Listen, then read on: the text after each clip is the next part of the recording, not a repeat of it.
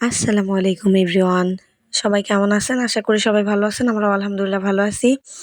আজকে আমরা গিয়েছিলাম বাবুর ডক্টর দেখাইতে। ডক্টর দেখানো শেষ করে আমরা মিরপুর ২ নাম্বারে চিড়িয়াখানায় গেছিলাম। ভাবলাম যে বাবু একটু অসুস্থ, কিছুই খাচ্ছে না, ওর মন মেজাজও ভালো নাই। তাই ভাবলাম ওকে নিয়ে একটু ঘোরাঘুরি করি, তাহলে যদি একটু ভালো লাগে ওর। যেই ভাবনা সেই কাজ। দেখতেই পাচ্ছেন আমরা ওইখান থেকে একটা অটো নিয়ে মেবি ৳৫০ নিছে। শিশু হসপিটালের সামনে থেকে ৳৫০ ভাড়া দিয়ে একদম চিড়িয়াখানা গেটের সামনে নামাইছে আমাদের। দেখতেই পাচ্ছেন আমরা চলে গেছি চিড়িয়াখানা গেটের সামনে। পরে আমরা ওইখানে নামলাম।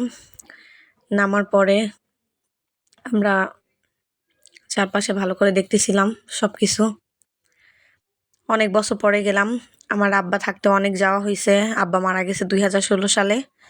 তারপর থেকে আর যাওয়া হয় নাই। প্রায় ১০ থেকে ১১ বছর পরে আবার গেলাম হাসব্যান্ডকে নিয়ে, বাচ্চা নিয়ে, ছোট ফ্যামিলি নিয়ে। দেখতেই পাচ্ছেন। তারপর আমরা একটু এখান থেকে ভিতর তো তেমন ভালো কিছু পাওয়া যায় না। তাই ভাবলাম বাদাম কিছু হালকা পাতলা নাস্তা কিনে নিয়ে যাই, তাহলে ভালো হবে, ভিতরে আমরা বসে বসে খেতে পারবো। এই তো দেখতেই পাচ্ছেন বাদাম কিনলাম, বাবুর জন্য কেক কিনলাম। তারপর একটু আমরা শরবত খেয়ে নিলাম, কারণ অনেকক্ষণ আমরা ছিলাম বাহিরে রোদের মধ্যে।